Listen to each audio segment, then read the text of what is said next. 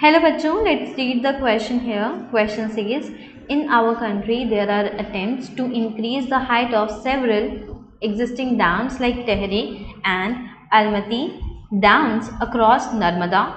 Choose the correct statement among the following that are a consequence of raising the height of dams.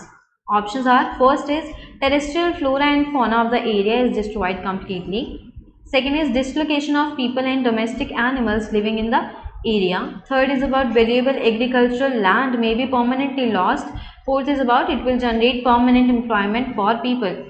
Question के अंदर पूछा जा रहा है कि अगर हम डैम्स की हाइट को इंक्रीज कर देते हैं तो ऐसे कौन से फैक्टर्स हैं जो इसको अफेक्ट करेंगे. सो की कॉन्सेप्ट इस क्वेश्चन के अंदर जो यूज हो रहा है दैट इज अबाउट डैम्स. अब देखने को क्या मिलता है, जब भी हम डैम को इंक्रीज कर देते हैं हाइट में तो वहाँ पे जो ऑलरेडी लोग रह रहे होते हैं उनको हटा दिया जाता है, उनकी ज़मीन से भी उनको हटा दिया जाता है, उनकी ज़मीन भी ले ली जाती है फॉर गवर्नमेंट प्रोजेक्ट्स. वहाँ पे जो लोग रह रहे होते हैं, people are displaced from their land. ये सब क्या देख रहे हैं हम, कॉन्सिक्वेंसेस देख रहे हैं कि इनकी वजह से डैम्स के इंक्रीज करने की वजह से हमें क्या कॉन्सिक्वेंसेस देखने को मिलते हैं. People are displaced from their land, domestic animals are removed, domesticated animals are removed, उनको भी हटा दिया जाता है. और क्या होता है, वहाँ पे अगर कोई फॉरेस्ट है तो फॉरेस्ट को रिमूव कर देंगे, forest are removed. Means deforestation देखने को मिलेगा. डिफॉरेस्टेशन, अगर डिफॉरेस्टेशन हो गया तो वहाँ पे जो एनिमल्स उस पर डिपेंडेंट थे फॉरेस्ट पे अपनी लिविंग के लिए वो भी हट जाएंगे वहाँ से.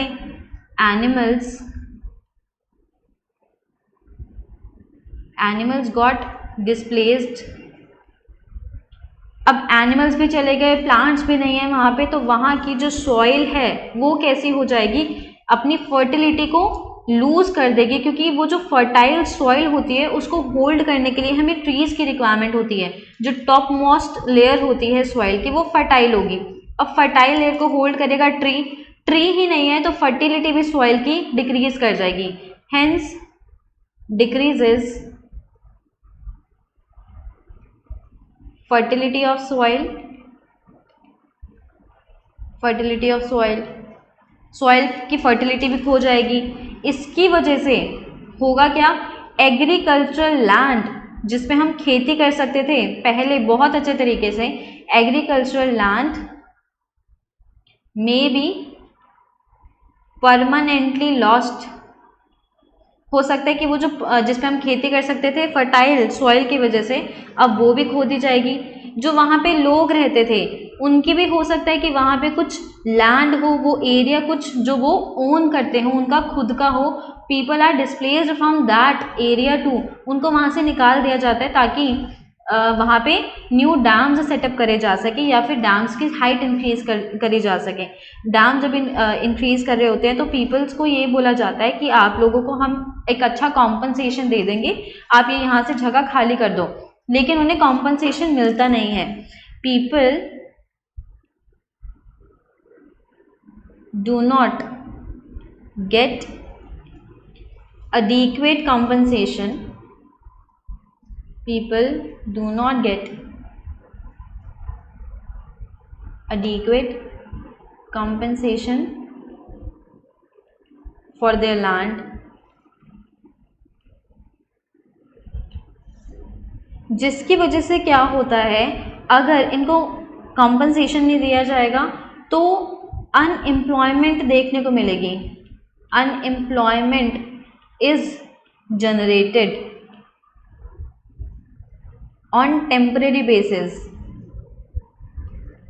जो पहले अपनी फसल उगा करके खेती वेती करके अनाज उगा करके क्या कर लेते थे, अपने घर खर्चा चला लेते, लेकिन अब उनकी लैंड भी छीन ली गई तो अनएम्प्लॉयमेंट, जो पहले एम्प्लॉयमेंट होती थी अब वो उनसे छीन ली गई. Unemployment is generated on temporary basis. I hope इतने पॉइंट्स आपको समझ में आए होंगे। एक बार क्वेश्चन के अकॉर्डिंग ऑप्शंस को टाले करके देखते हैं। First is about terrestrial flora and fauna of the area is destroyed completely. होता है ऐसा क्यों? क्योंकि जब डिफॉरेस्टेशन आपने कर दिया तो डिफॉरेस्टेशन के वक्त आपने सारे ही प्लांट्स हटा दिए। अब प्लांट्स हटा दिए, ट्रीज हटा दिए, तो उनके ऊपर जो एनिमल्स डिपेंडेंट थे वो भी हट जाएंगे। अब एनिमल्स फर्दर हमें पता है कि डायरेक्टली या इनडायरेक्टली प्लांट्स पे डिपेंड करते हैं, प्रोड्यूसर्स पे डिपेंड करते हैं, तो डिफॉरेस्टेशन की वजह से ये दोनों ही डिस्ट्रॉय हो जाते हैं। Second is about dislocation of people and domestic animals living in the area. वहाँ पे जो लोग रह रहे थे ऑलरेडी और उनके जो खुद के डोमेस्टिक एनिमल्स थे उनको भी हटा दिया जाता है, ये कह करके कि हम आपको अच्छा कॉम्पनसेशन दे देंगे, लेकिन वो कॉम्पनसेशन प्रोवाइड नहीं होता एंड तक भी। Third is about valuable agriculture land may be permanently lost. जो एग्रीकल्चर लैंड थी जिसपे बहुत अच्छी फसल उगाई जा सकती थी वो कहीं ना कहीं परमानेंटली बेसिस पे हो सकती है, क्योंकि उसकी सॉइल जो थी वो फर्टिलिटी खो चुकी है। किसकी वजह से? डिफॉरेस्टेशन की वजह से। तो ये भी ऑप्शन करेक्ट हो गया। फोर्थ है it will generate permanent employment for people. Permanent employment तो नहीं, लेकिन टेम्परेरी बेसिस पे अनएम्प्लॉयमेंट देखने को जरूर मिलती है। सो यहाँ पे जो ऑप्शन हमारे करेक्ट हैं वो है फर्स्ट, सेकेंड एंड थर्ड। देखते हैं B option, first, second and third. So final answer to the question should be B. I hope you got the answer very well. Thank you. Best of luck.